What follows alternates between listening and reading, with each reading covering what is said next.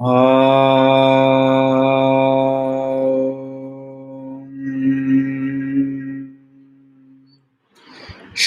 गुरु गणेशाभ्याम नमः।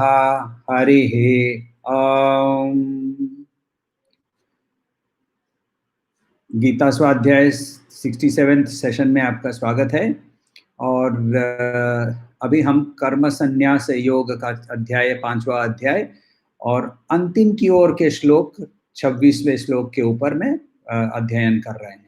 26वें श्लोक को और एक बार हम लोग रिवीजन कर लेते हैं। काम क्रोध विमुक्तानां यतीनां यतचेतसाम् अभितो ब्रह्म निर्वाणम वर्तते विदितात्मनाम। तो यहाँ ये जो व्यक्ति है वो उसको इम्यूनिटी हो जाती है। जैसे हम लोगों ने कोविड की से इम्यूनिटी के बारे में बात की थी, वैसे ही इसको परमानेंट इम्यूनिटी हो जाती है against everything that is happening in the external world. तो काम क्रोध से मुक्त हो जाता है, कंटिन्यूस उसकी अवेयरनेस होती है, उसको ब्रह्म निर्वाणम का जो सुख है वो चारों ओर से उसकी ओर आते रहता है। कैसे? वो अपने आप को पहचान लेता है। ये जो हम लोगों का अध्याय है, ये अध्याय अभी श्री कृष्ण का जो टोन ऑफ द डायलॉग जो है वो थोड़ा सा बदल रहा है। आपने नोटिस किया होगा कि वो थोड़ा सा भीतर की ओर जाने की ओर जा रहे हैं रादर। तो वहाँ ये चैप्टर को थोड़ा सा हम लोगों को देखना जरूरी है कि ये चैप्टर शुरू कहाँ से हुआ था। तो शुरू क्या हुआ था? अर्जुन ने पूछा था। अर्जुन उवाच संन्यासं कर्मणां कृष्ण पुनर्योगं च शंसी यच्छ्रेय एतोरेकं तन्मे ब्रूहि सुनिश्चितम्। तो वहां उसने पूछा था, एक बार तुम संन्यास अच्छा बोलते हो, एक बार कर्म को अच्छा बोलते हो, तो एक चीज बताओ ना, एक निश्चय कर लो तुम अपने आप को। सुनिश्चितम, तुम लगता है बहुत कंफ्यूज्ड हो ये कृष्णा, तो इसीलिए एक बार तुम अपने आप को डिसाइड कर लो, डिसाइड करके मुझे बता दो कि मुझे क्या करना है। तो श्री भगवान उवाच, उसमें सेकंड श्लोक में हम लोग देखते हैं श्री भगवान फिर आंसर भी दे देते हैं और एकदम डायरेक्ट आंसर देते हैं वहां। संन्यास कर्म योगश्च निश्रेय निश्रेयस करावुभौ तयोस्तु कर्म संन्यासात् कर्म योग विशिष्यते। बहुत क्लियरली वो बोल रहे हैं कि कर्म योग कर्म संन्यास से बेटर है, ब्रैकेट में फॉर यू। तो ये बोलकर वहां से वो आगे चल के क्या डिस्क्राइब करते हैं, वो आगे चल के हम लोगों को कर्म संन्यास क्या चीज है उसके बारे में हम लोगों को विस्तारित रूप से बताया। कर्म संन्यास यानी कर्म का ही त्याग कर देना। हावेवर हम लोगों को चैप्टर 2 चैप्टर 3 के अंदर में ये भी बताया था कि जो नित्य कर्म है, जो शारीरिक नित्य कर्म है, जिसके बारे में इस चैप्टर के अंदर में भी बताया था, जिग्रहण श्वसन स्वपन इत्यादि इत्यादि। तो ये जो शारीरिक नित्य कर्म है ये कभी भी बंद नहीं होते हैं। जब तक लाइफ है, लाइफ फोर्स जब तक शरीर के अंदर में है, तब तक ये बंद नहीं होंगे। तो बंद ना होने पर भी तो फिर कर्म संन्यास क्या है? कर्म का ही त्याग कर देना, यानी कर्म के प्रति जो आसक्ति होती है वो त्याग करना। इसके तो फिर उसमें कर्म योग और कर्म संन्यास के बारे में ये डाउट क्यों आता है? क्योंकि ये दो बहुत अलग अलग चीज दिखा रहे हैं। एक बोलता है काम करो, दूसरा बोलता है काम को त्याग करो। मगर श्री कृष्ण बहुत क्लियरली बोलते हैं कि सिर्फ बच्चे जैसी जिसकी बुद्धि होती है, यानी इमेच्योर ब्रेन जिसका होता है, वो ही सिर्फ इसको समझ नहीं पाता है कि ये दोनों ही एक्चुअली एक ही चीज है। They are sequential steps. पहले एक करना पड़ता है, फिर दूसरा करना पड़ता है। तो एक बिना किए दूसरा नहीं हो सकता है। जैसे कि हम लोगों ने एक उदाहरण लिया था कि यहाँ से बम्बई से यदि हम लोगों को दिल्ली बाय रोड जाना है तो जयपुर टच करना पड़ता है। तो एक आदमी यदि जयपुर ऑलरेडी पहुंच चुका है तो उसको वापस मुंबई से जयपुर जाने की जरूरत नहीं है, वो वहीं से आगे चलता है। तो वो कर्म संन्यास कर सकता है क्योंकि उसने पहले कर्मयोग करके कर्म का फल त्याग करना उसने सीख लिया है। दूसरा एक इंपॉर्टेंट पॉइंट श्री कृष्ण बहुत बहुत क्लियरली बताते हैं कि सुनने में और शायद देखने में भी, क्योंकि कर्म संन्यास में शायद एक विजिबल एक चेंज आ जाता है, क्योंकि वो आदमी जो है वो काम करते समय भी उसकी आसक्ति जो है वो इन्वॉल्वमेंट होता है, इन्वॉल्वमेंट फॉर दैट मैटर बहुत हाई हो जाता है, मगर वो एंगेज नहीं करता है सेंसेस के साथ, अटैचमेंट नहीं होती है, बिना अटैचमेंट के वो ये काम करता है। तो यहाँ उसके बिहेवियर के बारे में भी हम लोगों को डिटेल में बताया, मगर बिहेवियर के पहले हम लोगों को ये बताया कि कर्म संन्यास जो है बिना प्रिपरेशन जो भी ले लेता है उसके लिए ये दुख प्राप्त करता है, दुख की उत्पत्ति होती है। किसके लिए? कर्म संन्यास लेने वाले के लिए और इर्द गिर्द आजू बाजू लोग बैठने वाले हैं। और यहाँ वी मस्ट ऑल्सो अंडरस्टैंड, हम लोगों को समझना जरूरी है कि यहाँ कर्म संन्यास का मतलब इज नॉट कि भगवा पहन लेना। भगवा पहन लेना एक आश्रम है, जैसे हम लोगों ने ब्रह्मचार्य आश्रम देखा, फिर गृहस्थ आश्रम देखा, फिर वानप्रस्थ होता है, उसके बाद संन्यास आश्रम होता है। ये एक एक मनुष्य की गति के अनुसार उसको एक आश्रम धारण करना पड़ता है। जैसे ब्रह्मचर्य के बाद गृहस्थ होता है और गृहस्थ के बाद फिर रुक जाते हैं, और गृहस्थ के अंदर में हाउस होल्डर के बदले में हम हेल्ड बाय द हाउस हो जाते हैं, तो ग्रहस्थ हो जाते हैं, तो ग्रह हम लोगों को ग्रहण कर लेता है। तो वो उधर से संन्यास में जाना वो अलग चीज होती है, वो नेचुरल वैराग्य प्राप्ति होने के बाद मनन का एक लाइफ हो जाता है, उसके बारे में बात नहीं कर रहे हैं। यहाँ वो बात कर रहे हैं कि गृहस्थ होते हुए भी, ब्रह्मचर्य होते हुए भी, वानप्रस्थ होते हुए भी कर्म की ओर हमारी आसक्ति कैसे हम डेवलप कर सकते हैं। तो उसके बारे में ये जो जिसने कर्म संन्यास ले लिया है उसकी बिहेवियर कैसी होती है उसके बारे में भी हम लोगों को बताया। एक चीज हम लोगों को बहुत इंपॉर्टेंट सीखना जरूरी है कि भोक्तृत्व का त्याग बिना किए कर्तृत्व का त्याग इम्पॉसिबल है। भोक्तृत्व का त्याग करना, यहाँ हम लोगों ने एक उदाहरण देखा था कि एक मैनेजर है, वो बोलता है कि मुझे मेरा ये टारगेट अचीव करके दो और मैं अभी काम नहीं करूंगा, मैं घर जाकर बैठूंगा। तो टारगेट नहीं अचीव होगा, ये हम लोग समझते हैं। क्यों? क्योंकि उसको रिजल्ट चाहिए मगर एक्शन करने को वो तैयार नहीं है। That is not possible. तो जब तक हम भोक्तृत्व को, मेरा रिजल्ट, ये जब तक क्या त्याग नहीं करते हैं तब तक ये मेरा काम, ये भी त्याग नहीं कर पाएंगे। तो पहले भोक्तृत्व जो कि कर्मयोग से आता है, और उसके बाद कर्तृत्व जो कि कर्म संन्यास से आता है।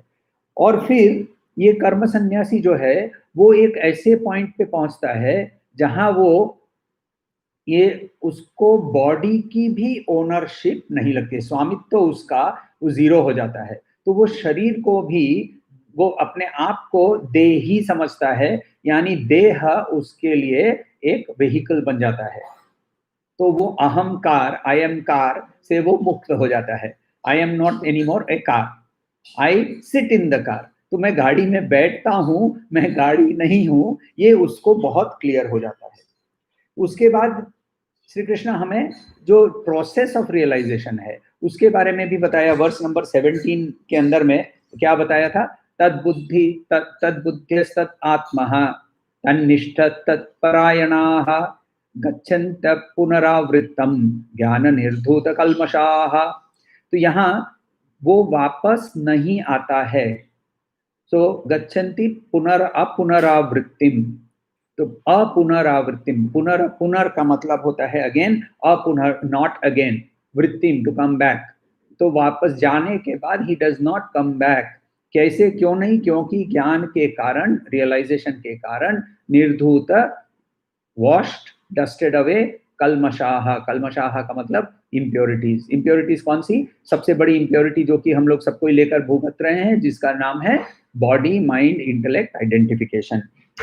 तो यहाँ वो क्या होता है उसके लिए, और वो कब होता है? वो इसी लाइफ में अभी इधर संभव है, ये नहीं कि ये परलोक में जाने के बाद वहां कुछ होगा। फॉर दैट मैटर इसी श्लोक के अंदर में से, इसी चैप्टर के अंदर में से हम लोगों को ये भी पता चलता है कि ये जो लोक के अंदर में अंतर होता है, इस लोक से दूसरे लोक इत्यादि, ये दोनों ही एक कर्मफल की गति का ही एक प्रवर्तन है। मगर ये कर्मफल की प्रवर्तन के मार्ग को रोकने के लिए हमें यहाँ इस जन्म में हमें रियलाइजेशन अचीव करना जरूरी है, तभी ये प्रवर्तन रुकता है। तो वो उसको बाहरी कांटेक्ट से, बाह्य स्पर्श जो है, बाह्य स्पर्श के जो बाहरी कांटेक्ट के जो भी उससे आता है, उससे उसको अभी आनंद आना बंद हो जाता है। तो उसको कहाँ से आनंद आता है? उसका आनंद का स्रोत जो है, आनंद का जो उसका गोमुख है, वो उसको मिल गया है। आनंद का गोमुख उसके अंदर में ही उसको मिल जाता है। तो उधर से श्री कृष्ण क्या है कि इस चैप्टर को अभी क्लोज करने की प्रोसेस में, वाइंडिंग अप की प्रोसेस में वो चल लगे हुए हैं। तो यहाँ वहां अब वो ये बता रहे हैं कि तो कर्म से ये रियलाइजेशन नहीं होने वाला है, ना तो कर्म योग से और ना तो कर्म संन्यास से। तो उसको कहाँ से होगा? ध्यान के अलावा ये पॉसिबल नहीं है। तो इसीलिए यहाँ क्या करते हैं श्री कृष्ण, ये लास्ट तीन श्लोक के अंदर में ये ध्यान का प्रोसेस का समरी हम करने लगते हैं। तो हम लोग अभी वर्स नंबर 27 एंड 28, ये दोनों श्लोक जो हैं एक ही माने वो कंटिन्यूएशन है, सेंटेंस एंड नहीं होता है, इसीलिए दोनों श्लोक को एक साथ लेना पड़ेगा। तो दोनों श्लोक को एक साथ ले पढ़ते हैं। स्पर्शान कृत्वा बहि बाह्यम, यहाँ ये जो वर्ड है वो उसको संधि का विच्छेद करना जरूरी है, क्योंकि हम लोग जब चैंटिंग करते हैं तो वहां तोड़ के चैंटिंग कर रहे हैं, नहीं करेंगे तो बाह्यश्चा ऐसे आ जाता है। यहाँ एक विसर्ग करके हम लोग इसको संधि विच्छेद कर लेते हैं। स्पर्शान कृत्वा बहि बाह्यम चक्षुर्चैवान्तरे भ्रुवो प्राणापानौ समौ कृत्वा नासाभ्यन्तरचारिणौ यतेन्द्रिय मनोबुद्धिर मुनिर्मोक्ष परायणः विगतेच्छा भय क्रोधो यः सदा मुक्त एव सः। अब धीरे धीरे लेते हैं। स्पर्शान कृत्वा बहिर्बाह्यम चक्षुश्चैवान्तरे भ्रुवोः प्राणापानो समौ कृत्वा नासाभ्यन्तरचारिणौ यतेन्द्रिय मनोबुद्धिर, यहाँ मनोबुद्धि, मुनिर्मोक्ष परायणः विगतः इच्छा विगतेच्छा भय क्रोधो यः सदा मुक्त एव सः। इन दो वर्षों में, इन दो श्लोकों के अंदर में अगले चैप्टर की पूरी समरी यहाँ कर दी है। श्री कृष्ण ने पूरी समरी ऑफ द अगले दोनों चैप्टर को यहाँ कर दी है। तो समरी जो करते हैं, ये नॉर्मली किसी भी ब्रह्म विद्या का टेक्स्ट ले लीजिए, तो उसमें जब ये चैप्टर का परिवर्तन होने वाला है तो इस चैप्टर के अगले चैप्टर की आइडियाज को यहाँ वो प्लेस कर देते हैं। तो इसको पक्ष बोलते हैं। तो ये यहाँ इसका आर्ग्यूमेंट क्या होता है? पूर्व पक्ष। तो ये अपना पॉइंट यहाँ समराइज करके बता देते हैं। तो अभी ऐसा है कि यदि हम लोग स्पेशली ये भारतवर्ष में ज़्यादा है कि भारतवर्ष में यदि कोई बोले कि किसी को हम लोग बोलते हैं कि किसी को एक मेंटल प्रॉब्लम है, तो इंस्टेंट रिएक्शन होता है क्या वो पागल है। और मनोवैज्ञानिक जो होते हैं, साइकियाट्रिस्ट जो होते हैं, उसके पास जाने के समय छुपा के जाते हैं कि नहीं, पता नहीं चलना चाहिए कि किसी साइकियाट्रिस्ट के पास जा रहे हैं। क्यों ऐसा क्यों होता है? क्योंकि मन के साथ हमारी आइडेंटिफिकेशन प्रोसेस बहुत हाई है। बॉडी के साथ उतनी हाई नहीं होती है, मगर मन के साथ बहुत हाई होती है। और मन बोलता है मैं ही एक्चुअली तुम हो। तो स्वयं जो है हमारा मन इसको हमको क्या बोलते हैं, ट्रिक कर लेता है, ठग लेता है और बोलता है कि ये स्वयं है। मगर ये याद रखना जरूरी है कि mind is also an organ. जैसे आंख एक ऑर्गन है, अब आंख के अंदर में यदि कुछ प्रॉब्लम होता है तो क्या करते हैं, ऑप्टिशियन के पास, ऑप्थेल्मोलॉजिस्ट के पास जाते हैं, फिर ऑप्टिशियन के पास जाते हैं, फिर ये ऐसे इंस्ट्रूमेंट्स को लगाते हैं, उसको पहनते हैं। तो माइंड भी, मनस भी यदि एक ऑर्गन है और उसको यदि कुछ हुआ है तो उसको भी उसके डॉक्टर के पास जाना पड़ेगा। तो वैसे ही माइंड यदि ऑर्गन है तो शरीर भी एक ऑर्गन है, शरीर के भी वेरियस ऑर्गन्स हैं। इन शरीर के ऑर्गन्स को ट्रेनिंग की जरूरत पड़ती है, सही है। जैसे हम लोग सब कोई चलना जानते हैं, जन्मते ही चले थे क्या? देखिए, सांस लेना सिखाना नहीं पड़ा था, मारना पड़ा था शायद डॉक्टर को ताकि वो पानी निकल जाए, और सांस हम लोग अपने आप ही लेना चालू किए थे। मगर चलना सीखना पड़ा था। सो चलना जैसे हमने सीखा, और आज जब चलते हैं तो हमें विचार भी नहीं आता है कि हम चल रहे हैं। चलना एक बहुत कॉम्प्लेक्स एक्टिविटी है। आप उसके बारे में यदि सोचने लगेंगे तो शायद चल ही नहीं पाएंगे, क्योंकि आप चलते समय एक क्षण आता है जिसके समय आपके दोनों पैर भूमि स्पर्श से ऊपर होते हैं। आपके पूरे बॉडी के अंदर में एक सेंस ऑफ बैलेंस होना जरूरी होता है। उसके अलावा एक मोशन लाने के लिए आपके मसल्स को काम करना जरूरी होता है। आपके ईयर ड्रम्स के अंदर में पानी है जिसको आपके सेंस ऑफ बैलेंस को मेंटेन करता है, वो भी उसके उस नियंत्रित होना चाहिए। बहुत कुछ हो रहा है। ये सारा ट्रेनिंग जो है, ये बच्चे जब थे हम लोगों को किया गया, और हमने अब बिना सोचे ही हम चल सकते हैं। वैसे ही यदि माइंड को करना है कि वो एक पर्टिकुलर कोई भी बिहेवियर हो, उसको यदि वो नेचुरली उस बिहेवियर में जाए, तो माइंड को भी ट्रेन करना जरूरी है। तो माइंड को, मनस को यदि शक्तिशाली बनाना है, उसको यदि एक पर्टिकुलर ओर की ओर ले जाना है, तो उसको भी ट्रेनिंग करना जरूरी है। तो यहाँ इन दोनों श्लोकों के अंदर में हमें श्री कृष्ण दोनों माइंड एंड बॉडी की कैसे ट्रेनिंग की जरूरत है, माइंड बॉडी इंटेलेक्ट तीनों की कैसे ट्रेनिंग की जरूरत है ताकि हम ध्यान की ओर जाएं, उसके बारे में विस्तारित रूप से बता रहे हैं। क्यों विस्तारित रूप से बता रहे हैं? क्योंकि इसके बाद एक पूरा चैप्टर ही इसके ऊपर वो निकालेंगे। तो यहाँ वो छोटे से इन समरी, यहाँ समरी इसीलिए है कि इसके अंदर में बहुत सारे डॉट डैश रह गए हैं जिनको वो अगले चैप्टर में भरेंगे, क्योंकि इसके माध्यम से और भी सवाल आएंगे और उन सवालों का आंसर करेंगे। सो हम लोगों को याद रखना है कि सवाल करना, एक गुरु के पास सवाल करना, ये नेचुरल बिहेवियर है ये फॉर अ ब्रह्म विद्या का स्टूडेंट। सवाल ये नहीं कि डाउट करने वाला सवाल, सवाल ये कि अपने जो हमारा खुद का एक्सपीरियंस होता है, हमें खुद जाकर गुरु को ये बोलना पड़ता है, मेरा ये एक्सपीरियंस है, प्लीज कंफर्म। राइट? तो तीन तरह के लोग होते हैं, वो भी हम लोगों ने देखा है, जो कि अधमाधिकारी, मध्यमाधिकारी, उत्तमाधिकारी, वो कैसा बिहेवियर करते हैं। तो यहाँ हमें अर्जुन के प्रश्न से भी हम लोगों को कुछ पता चलेगा कि उसकी भी माइंडसेट कैसी चेंज हो रही है।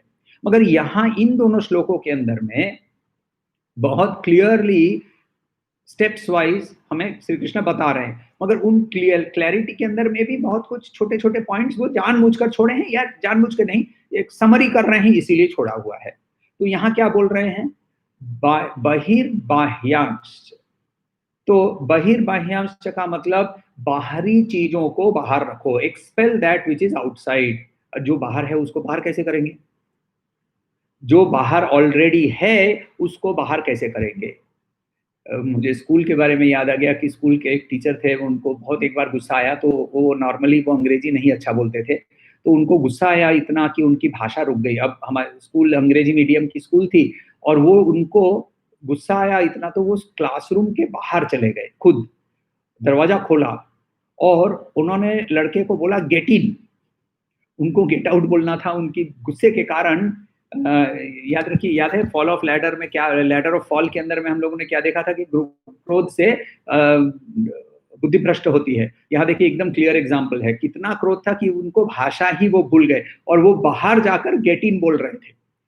तो वैसे यहाँ जो गेट आउट हो चुका है, जो बाहर है, उसको बहिर्बाह्यांश बाहर कैसे हम निकालेंगे? यानी यहाँ बहुत बहुत क्लियरली बोल रहे हैं, जो चीज बाहर है उसको तुम भीतर मत लो, तुम्हारे माइंड के अंदर में उसके मत लो, इसको तुम भीतर घुसाओ मत। यानी जो बाहरी ऑब्जेक्ट्स हैं, ऑब्जेक्ट्स विषय, वस्तु, व्यक्ति, ये तीन व वाले जो चीज जो बाहर ऑलरेडी है, उसको माइंड को उस stop thinking about these objects, पहला स्टेप। तो जो बाहरी जो जगत की जो विषय, वस्तु, व्यक्ति है, इनके अंदर में आपके मन के अंदर में वृत्ति प्रोड्यूस करने की कोई भी क्षमता नहीं होती है। मन के अंदर में वृत्ति प्रोड्यूस करने के लिए, वृत्ति का मतलब थॉट्स, एजिटेशंस, तो पतंजलि योग सूत्र के अंदर में दूसरा सूत्र क्या बोलता है कि चित्त वृत्ति निरोधः योगः। तो चित्त वृत्ति, चित्त माने माइंड का वृत्ति, वेरिएशंस, जो थॉट्स, उसको रोकना। तो खैर हम लोग योग सूत्र में अभी नहीं जाते हैं, वहां यहीं हम लोग ये देखते हैं कि ये जो बाहरी चीज है वो भीतर तभी हमें कुछ कर सकती हैं जब हम उसके साथ संस्पर्श में आते हैं, कांटेक्ट इंट्रोड्यूस करते हैं, और वो कांटेक्ट इंट्रोड्यूस हमारा माइंड करता है। एक एग्जांपल लेते हैं, डॉक्टर लिविंगस्टोन के बारे में आपने सुना होगा। डॉक्टर लिविंगस्टोन ने अफ्रीका के बारे की बहुत वहाँ उन्होंने ट्रैवल किया, और अफ्रीका के बहुत सारी एरियाज जिसको बाहरी दुनिया को पता नहीं था, उसके बारे में उन्होंने बाहरी दुनिया को, स्पेशली वेस्टर्न वर्ल्ड को उन्होंने बताया। तो एक बार वो जा रहे थे, पैदल जा रहे थे, और अचानक से वो झुके, एक पत्थर नीचे गिरा हुआ था, काफी बड़ा सा पत्थर था। उन्होंने पत्थर को उठाया, देखा, और फिर पत्थर को फेंक दिया। थोड़ी देर के बाद, थोड़ा आगे चलने के बाद उसके उनके साथ कोई उसका जो मित्र था, संगी था, उसने पूछा कि वो पत्थर क्यों उठाया और क्यों फेंक दिया। तो उन्होंने देखकर बोला कि वो एक्चुअली डायमंड था और मैंने फेंक दिया। मुट्ठी के साइज का पत्थर था और उन्होंने फेंक दिया। क्यों? क्योंकि उनके मन में उससे कोई भी वृत्ति पैदा नहीं हुई। मगर उसके साथ जो संगी था वो बोलता है मुझे वापस जाना है। और वो पूरी जर्नी, अब बाहर इतनी सारी नई चीजें दिख रही है, नए जंतु जानवर दिख रहे हैं, नई नदियां दिख रही हैं, नए वाटरफॉल्स दिख रहे हैं, उनमें उसका मन नहीं लगा। उसका मन सीधा अभी भी वो डायमंड का पत्थर जिसको डॉक्टर लिविंगस्टोन ने फेंक दिया, उस पर उसका मन अटका हुआ है। तो ये डॉक्टर लिविंगस्टोन की स्टोरी से यही देखिए, पत्थर तो वही था, रिएक्शन दोनों में बहुत अलग हुआ। क्यों? क्योंकि एक ने उसको मन के साथ कांटेक्ट में आने नहीं दिया और दूसरे ने कांटेक्ट में आने दिया। मन जो है ना, ये डिस्टर्ब होता है 5 चीजों से। 5 चीजों से डिस्टर्ब होता है। पहला प्रमाण, दूसरा विकल्प, तीसरा विपर्याय, चौथा निद्रा, और 5वां स्मृति। मीनिंग क्या? प्रमाण यानी seeing something as it is. Seeing something as it is का मतलब, मुझे एक चीज दिख रही है, गुलाब दिख रहा है, जो उसे दिख रहा है मुझे गुलाब ही दिख रहा है, मगर वो देखने के कारण मुझे, मेरे माइंड में कुछ होता है, इसको बोलते हैं प्रमाण। यहाँ हम लोग बहुत ज्यादा डीप नहीं जाएंगे, फिर तो योग सूत्र के अंदर चले जाएंगे, मगर ये भी पतंजलि योग सूत्र के अंदर में है कि मन को, फॉर दैट मैटर पतंजलि योग सूत्र जो है, वो लोग समझते हैं कि वो हठ योग की किताब है। वो हठ योग की किताब नहीं है, वो एक्चुअली माइंड को कैसे, मनस को कैसे कंट्रोल में लिया जा सकता है, उसकी किताब है।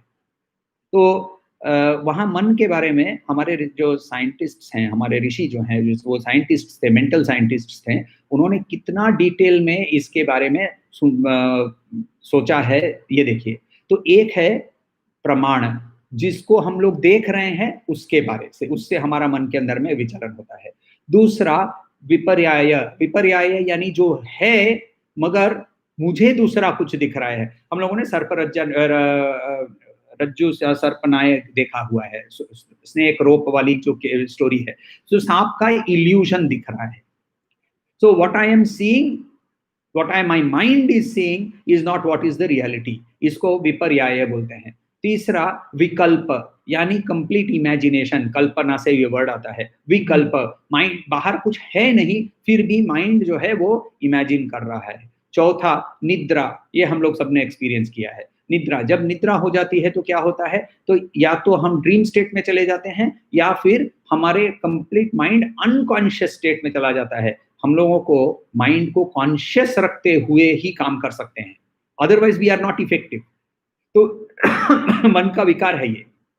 और लास्ट में स्मृति, जब हम बाहरी सेंसेस से रोक देते हैं तो अब ये जो पिछले सेंसेस को जिसने कांटेक्ट में आया हुआ था, जिसको स्टोर किया हुआ है, उस स्टोरेज से इसको निकाल लेता है। ये सब कुछ वो रैम में भर लेता है, और रैम में से एक करके एट रैंडम, वो भी याद रखिए, ये तो रैंडम एक्सेस है ना, तो एकदम मेंटल मेमोरी जो है वो मेमोरी रैंडम एक्सेस ही होती है। अचानक से कुछ आ जाता है, सुगंध आती है गुलाब की, और अचानक से याद आ जाता है, अच्छा जो देखो मेरी फर्स्ट एनिवर्सरी को जब मैं मेरी वाइफ को लेकर हम लोग वृंदावन गए हुए थे, तो वहां कितने सुंदर से फूल थे। अब क्या माइंड चला गया कहीं दूसरी ओर। तो ये पांचों से हमारा माइंड के अंदर में विक्षेपण और आवरण, ये दोनों चीज होते रहती हैं। तो ये जो डिस्टरबेंस है, ये कांटेक्ट के माध्यम से आता है। और इसीलिए श्री कृष्ण बोल रहे हैं कि बहिर्बाह्यश्च, जब विंड, हवा जब चलती है, मान लीजिए कि हवा, एक्चुअली आपने कभी देखा है कि नहीं पता नहीं, आप यदि कभी आसमान में देखेंगे तो सिरस क्लाउड्स बोलते हैं, सिरस, CIRRUS, सिरस क्लाउड्स, बहुत सुंदर से बादल होते हैं, घोड़े की पूंछ के जैसे, एकदम उसके फेदरी, उसके एक एक लंबा सा बादल होता है और उसके अंदर में से फेदरी उसके उसके आकरण होता, आकार होता है। तो ये सीरस क्लाउड्स जो होते हैं, ये है प्रमाण की उस ऑल्टीट्यूड पे बहुत जोर से हवा चल रही है। तो ये वेदर के जो लोग स्टडी करते हैं, ये इन लोग के बारे में बताते हैं। मगर आपके लेवल पे कोई भी हवा नहीं है, ऐसा आपने एक्सपीरियंस किया होगा।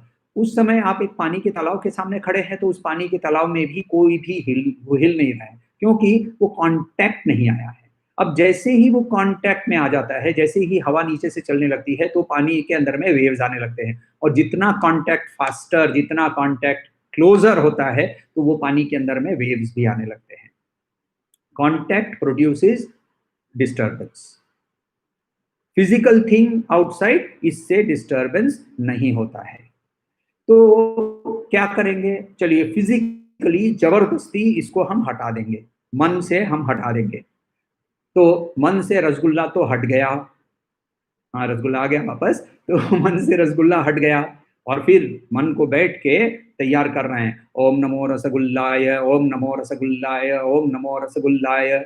मन से नहीं गया ना, क्योंकि मन में बैठा हुआ है। तो मन से भी इसको निकालने के लिए एक ही मात्र उपाय ये है कि विवेक का यूज करना। विवेक के माध्यम से ये निकल सकता है, इसके अलावा दूसरा कोई निकालने का उपाय नहीं है। और इसीलिए ध्यान में, ध्यान करने के लिए बैठना पड़ता है एक जगह पे। एक जगह पर बैठकर दूसरी चीज क्या करनी पड़ती है, आंख बंद करनी पड़ती है। आंख बंद करने से क्या होता है, रूप का जो कांटेक्ट है बाहर से, वो बंद हो जाता है। तो बाह्य बाह्यांश का मतलब, एक जगह में बैठकर पहले तो बाहरी जो इनपुट आ रहे हैं, इनपुट को पहले रोको, माइंड को फिर कंट्रोल करेंगे हम लोग। पहले तो बाहरी इनपुट्स को रोको, क्योंकि यदि बाहर से इनपुट डिवाइस कंटिन्यूअसली काम कर रही हैं, तो प्रोसेसिंग भी कंटिन्यूअस चालू रहेगा, प्रोसेसर बंद नहीं होता है हमारा। तो इसीलिए इनपुट डिवाइस को बंद करने के लिए पहले तो आंख बंद कर लेते हैं, फिर क्या करते हैं, मुंह बंद कर लेते हैं। मुंह बंद करेंगे तो रस बंद हो गया, और एक ही जगह पे बैठते हैं तो स्पर्श भी बंद हो गया। तो 5 इनपुट डिवाइस में से 3 तो एटलीस्ट हमने उसको हटा दिया। मेडिटेशन, ध्यान cannot happen while we are walking around. मैं चलते चलते ध्यान करता हूं, नहीं हो सकता है, संभव नहीं है। मैं गाड़ी में बैठकर ध्यान करता हूं, गाड़ी एक्सीडेंट होगी, ध्यान नहीं होगा, या फिर ध्यान नहीं होगा।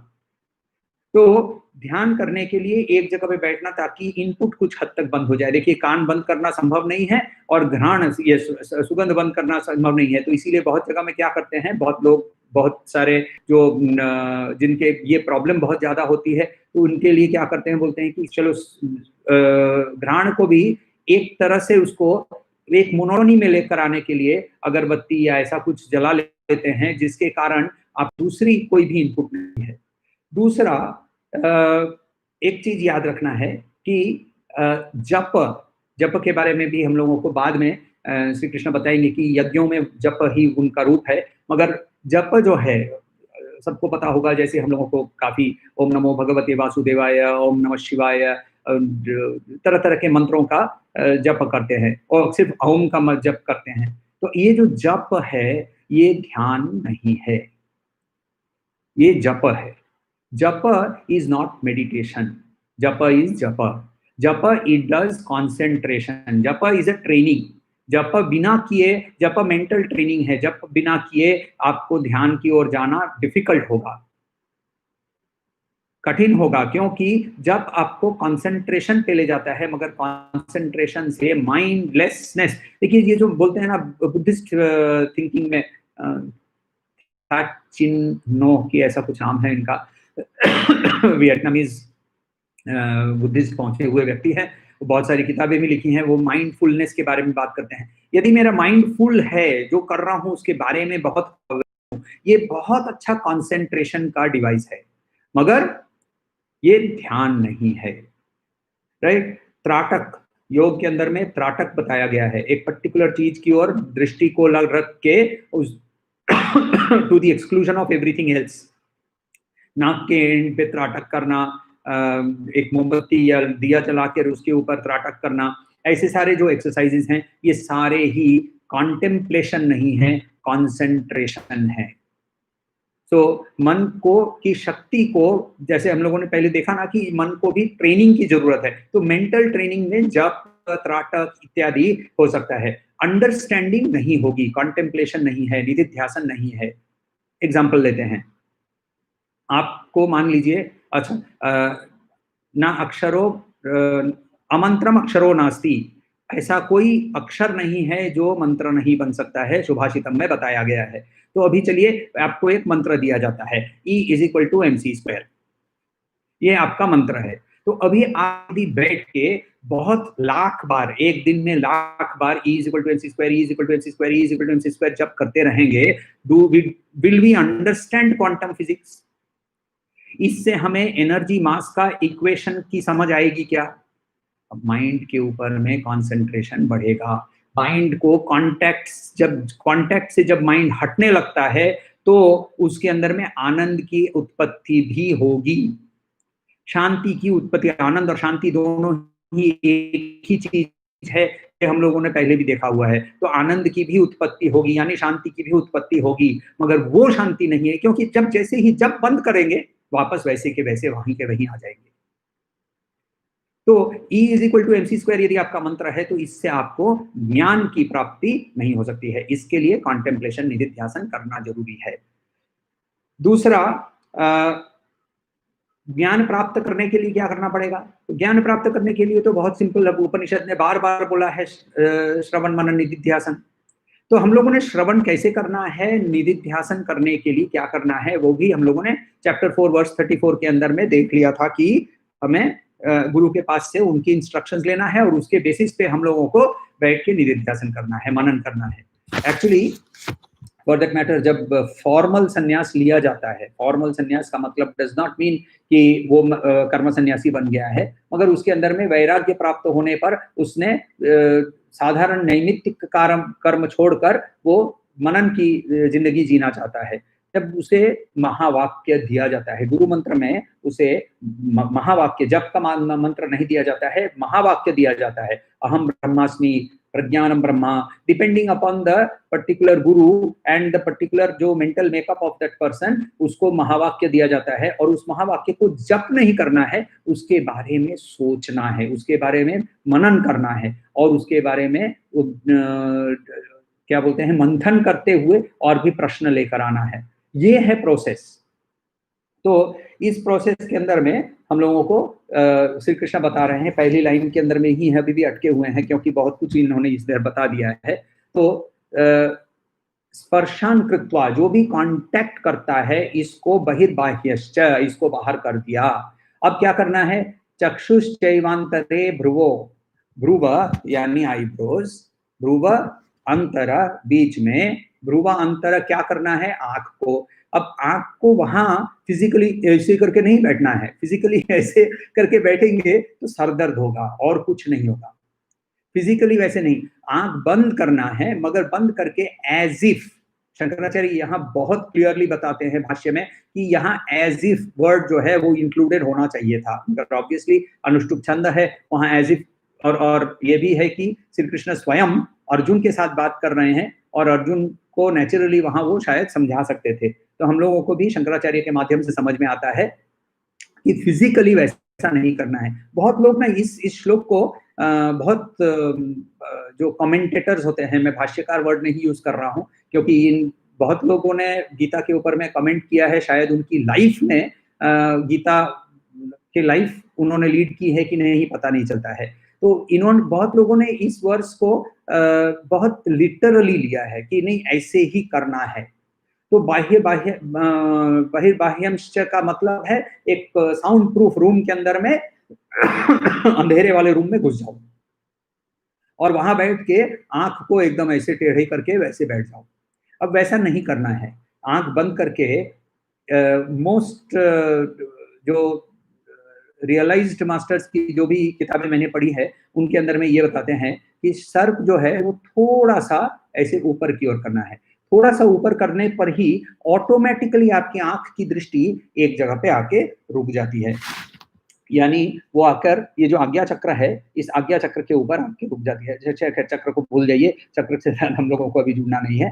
तो ये आज्ञा चक्र के ऊपर नाम जगह है, जगह का नाम मान लीजिए, ये जगह का नाम दूसरा कुछ भी हो सकता था। ये जो पर्टिकुलर पॉइंट है उस पॉइंट के ऊपर में आकर रुक जाती है। आंख की मूवमेंट को क्यों रोकने को बोल रहे हैं? आंख और माइंड ये भी दोनों बहुत रिलेटेड है एक के साथ। आप किसी व्यक्ति को देखिएगा जिसकी आंख बहुत चंचल है, इधर उधर इधर उधर, उसका माइंड भी बहुत चंचल होगा, गारंटीड। लोग बोलते हैं रमन महर्षि के बारे में कि उनकी आंख एक एंडलेस ओशन जैसी होती थी। बहुत जगह में आपकी बहुत किताबें, कन्वर्सेशंस विद भगवान, डे बाय डे विद भगवान, ऐसी बहुत सारी किताबें हैं। इनके अंदर में आपको हर एक व्यक्ति ये डिस्क्राइब करता है कि उनकी आंखों के अंदर में देखो तो लगता था कि एक समुद्र के अंदर में हम अपने आप को डूब रहे हैं, क्योंकि उनकी आंखें हिलती नहीं थी, रिस्टलेस नहीं थी, क्योंकि उनको माइंडलेस, वो माइंड नहीं थे एनीमोर। माइंडलेस वर्ड से लगता है कि यार वो तो खाली हो गया, खाली नहीं, उसने सब कुछ भर दिया उसके अंदर में।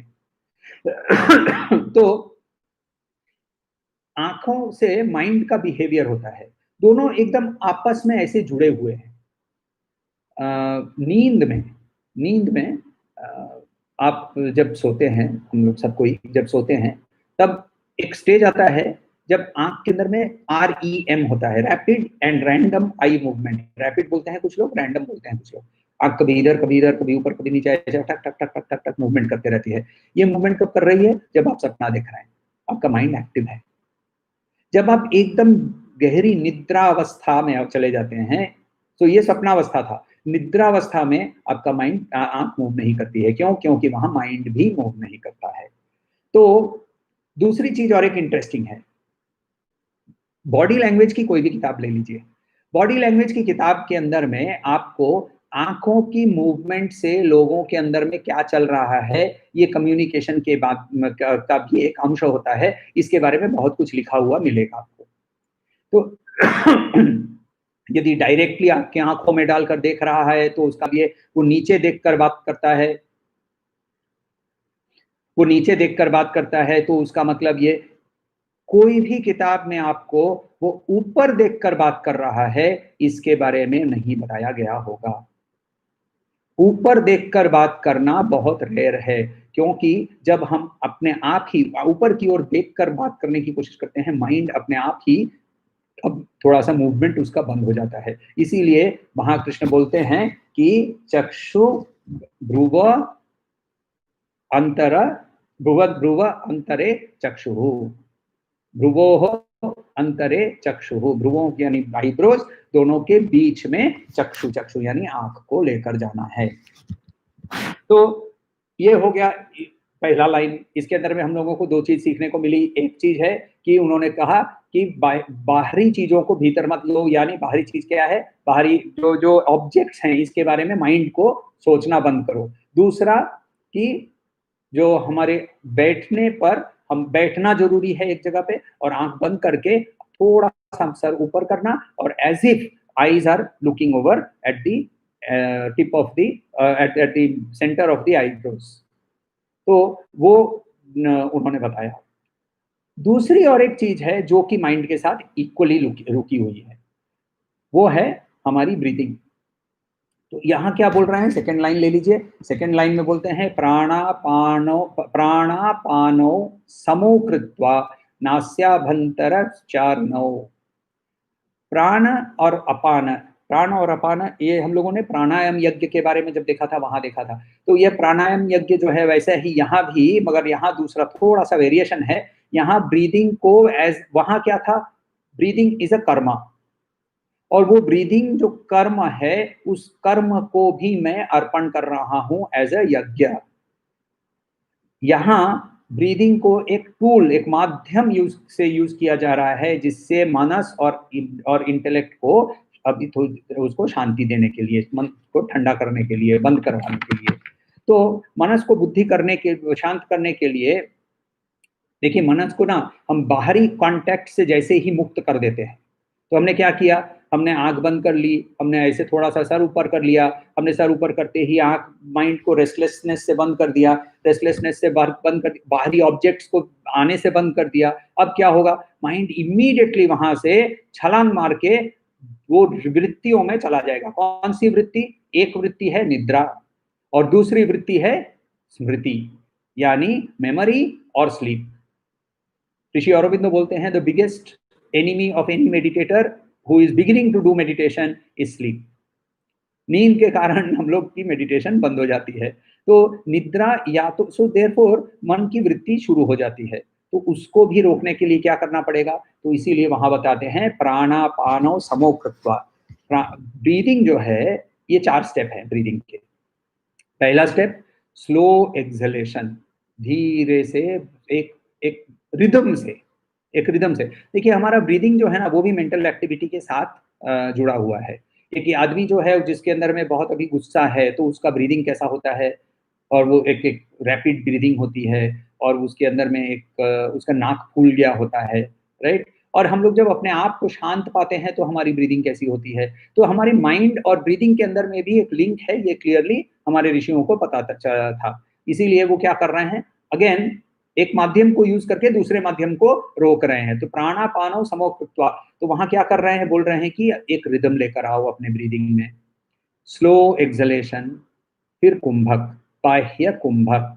बाह्य कुंभक का मतलब hold the breath outside, and that means खाली, जो जो लंग्स हैं वो खाली होकर बाहर ब्रीथ, उसको रोक दो। अब जैसे ही हम वहां रोक देते हैं तो माइंड कैन नॉट एक्ट। आप खुद कोशिश कर लीजिएगा, जैसे ही, जब तक ये मूवमेंट चालू है तब तक ही सारी बाकी इंद्रियों को भी काम करने की शक्ति मिलती है। जैसे ही इन छोटे क्षण के लिए भी उसको रोकते हैं, इंद्रिय काम करना बंद कर देते हैं। इंद्रिय काम करने से, बंद करने से क्या होता है, बोथ ज्ञान इंद्रिय कर्म इंद्रिय काम करने से, बंद करने से क्या होता है, इंद्रिय जो है वो मनस का ही एक्सटेंशन है, और वैसे तो तुरंत ही मनस भी चुप हो जाता है। कितना उन लोगों ने स्टडी किया होगा। तो देखिए पहला स्टेप है ब्रीदिंग का जो है प्राणापान समो कृत्वा, इसके 4 स्टेप है। पहला है स्लो ब्रीद आउट, फिर कुंभक। ब्रीद आउट जो है, स्लो ब्रीद आउट जो है, इसको रेचक बोलते हैं। ये रेचक धीरे से करना, फिर बाहर कुंभक, बाह्य कुंभक, फिर धीरे से नॉर्मल ब्रीदिंग में सांस भीतर लेना, जिसको पूरक बोलते हैं। और ये पूरक जो है वो भी एकदम करके नहीं, इसको भी नॉर्मल ब्रीदिंग से ही डीप ब्रीदिंग करना है। और फिर अंत कुंभक, भीतर होल्ड करके रखना है। नॉर्मली बोला जाता है कि ये जो प्राणायाम है, ये प्राणायाम या ब्रीदिंग जो एक्सरसाइज है, ये इसको किसी से सीखना, इंटरनेट के माध्यम से नहीं, या इस टॉक सेशन, ये इस प्रवचन से नहीं, किसी से एक्चुअली सीखना। क्योंकि हमारे हर एक की शरीर के अंदर में भी तरह तरह की विकार है, तरह तरह की व्याधियां है, तरह तरह की बिहेवियर्स हैं। तो वो हमारे जो उपगुरु होते हैं उनके माध्यम से सीखना जरूरी होता है। मगर ये सारा अभी तक जो सब किया ना, ये सब कुछ फिजिकल एडजस्टमेंट्स हैं। किस चीज के लिए, मनस और बुद्धि को, उसके ऑपरेशन को बंद करने के लिए। इसके मनस और बुद्धि के ऑपरेशन को बंद करने के लिए बाह्य बाह्य बाहर के एडजस्टमेंट्स हैं। तो बाहर के एडजस्टमेंट्स यानी एक जगह पे बैठना, आंखों को बंद करना, माथे को थोड़ा सा, सर को थोड़े से ऊपर करना, सांस को कंट्रोल में रखना। तो अब उसके बाद दूसरे वाले जो श्लोक है, वहां हम लोगों को पता चलता है कि ये सब क्यों कर रहे हैं। तो वहां ये बताते हैं कि ये सब करने के बाद हमें क्या करना है, वहां हमें हमारे जो इंद्रिय हैं उनको, मन और बुद्धि, इनको सबको कंट्रोल में लेना है। तो यहाँ कंट्रोल में लेना है, यदि कंट्रोल ऑलरेडी है तो फिर इतना सब क्या कर रहे हैं, वो कंट्रोल नहीं जो कि अभी आपको मिलने वाला है। अभी तक जो कंट्रोल था ना, ये कंट्रोल हम लोगों को, ये जो वार्म अप एक्सरसाइज, आप किसी भी ट्रेनर के पास चले जाइए, किसी जिम में चले जाइए, आप मैराथन के लिए तैयारी कर लीजिए, आप कोई भी फिजिकल एक्सरसाइज के लिए चले जाइए, तो आपका फिजिकल ट्रेनर जो है वो पहले बोलेगा आपको वार्म अप करो। तो अभी तक जो हम लोग कर रहे थे ये सब वार्म अप था। ये वार्म अप से हम 6th चैप्टर के अंदर में, जिसके बारे में, जहां ध्यान के बारे में बताया है, वहां हम लोग जा रहे हैं। तो यहाँ ये क्या बता रहे हैं, यतीन्द्रिय मनोबुद्धिर मुनिर मोक्ष परायणः। तो पहला है कि ये वार्म अप करना है। वार्म अप करते समय क्या करना है कि मन और बुद्धि को नियंत्रण में लाना है। और फिर क्या करना है, विगत इच्छा भय क्रोध। विगत निकालते किस चीज को, इच्छा यानी काम, भय यानी फियर, एंड क्रोध यानी एंगर, इन तीनों को मुक्त कर देना। अच्छा, काम और क्रोध के बारे में हम लोगों ने देखा है। भय के बारे में भी हम लोगों ने वैराग्य शतकम के अंदर में देखा है कि अटैचमेंट के माध्यम से, अटैचमेंट जो है किसी चीज के, वस्तु के प्रति यदि हमारी आसक्ति होती है, वहां से भय प्राप्ति होती है। शरीर के साथ यदि हमें अटैचमेंट है तो रोग का भय होता है। जब मुझे अपने शक्ति के बारे में यदि अटैचमेंट है तो मुझे शत्रु का भय होता है।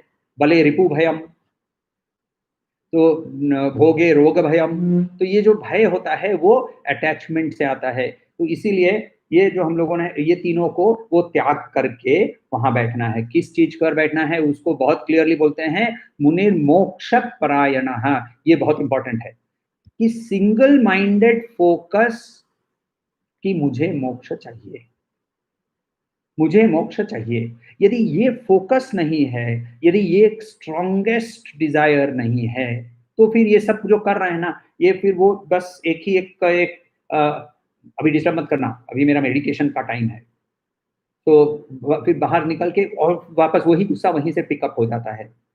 तो और ये मोक्ष चाहिए, इतना जो जो प्रबल इसके अंदर में जो परायण यानी एक सिंगल माइंडेडनेस होनी चाहिए, ये उतनी इजी नहीं है। इसके बारे में अष्टावक्र गीता करके एक गीता है। अच्छा, भगवत गीता जो है वो बहुत सारी गीताओं का एक गीता है। भगवत गीता यानी श्री कृष्ण को भगवान मानकर हम बोल रहे हैं कि भगवान स्वयं वहां उन्होंने गाया है, गीता यानी जो कि गाया है, भगवान ने गाया। वैसे ही अष्टावक्र और जनक, राजा जनक के बीच में एक वार्तालाप होता है, उसको अष्टावक्र गीता कहते हैं। वैसे ही गुरु के बारे में है श्लोकों की एक समग्र है जिसका नाम है गुरु गीता।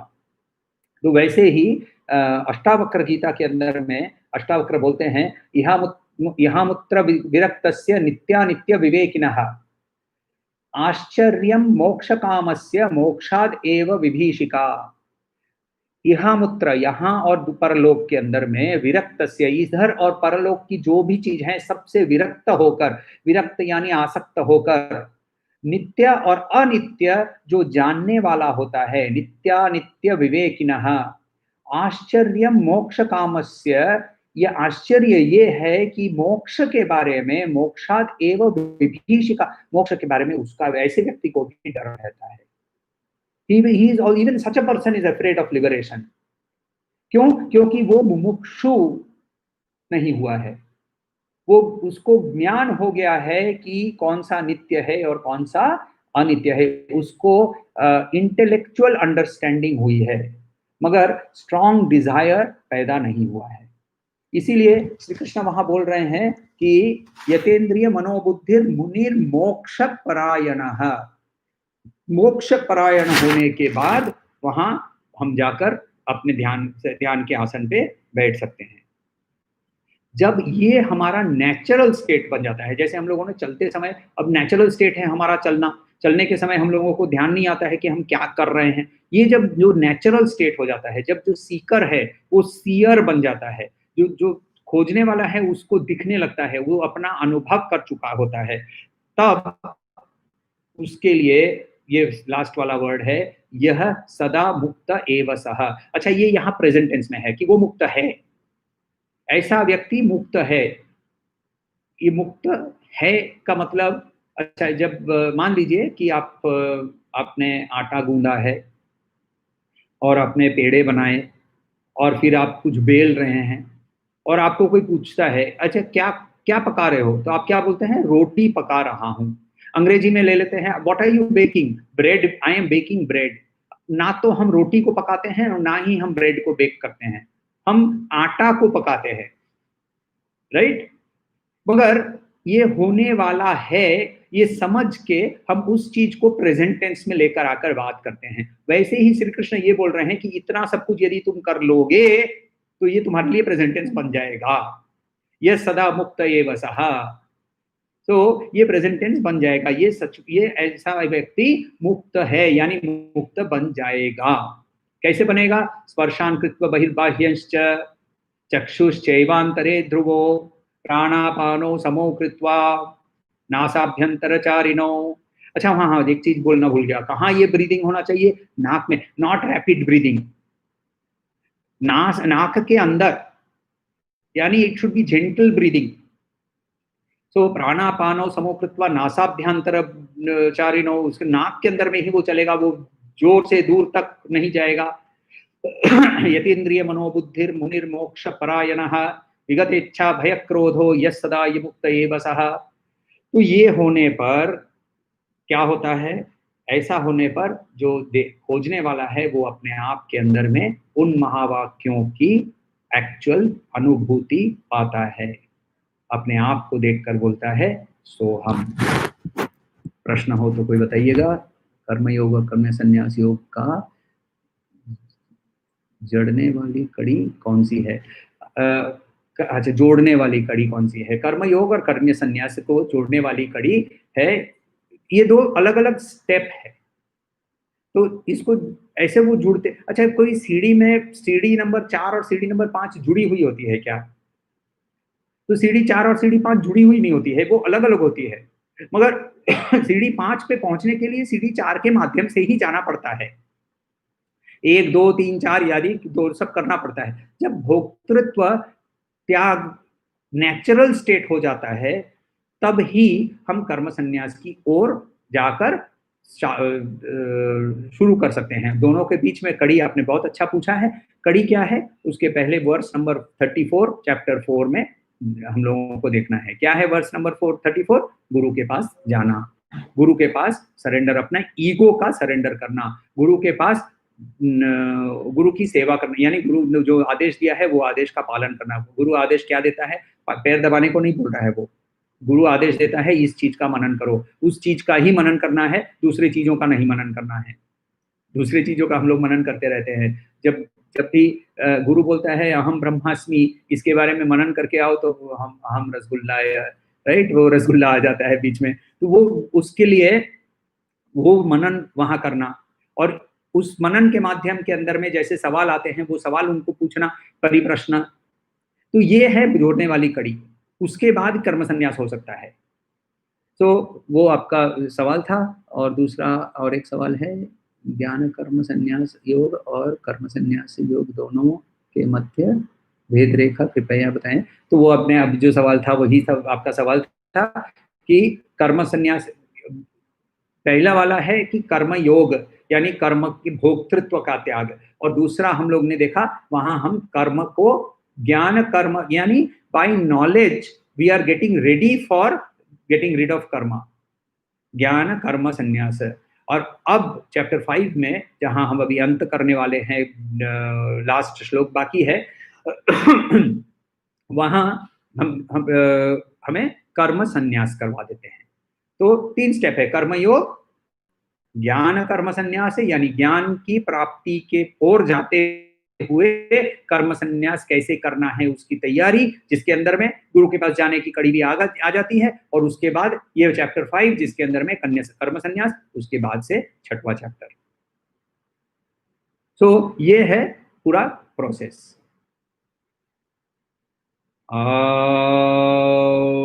शान्ति शान्ति शान्तिः।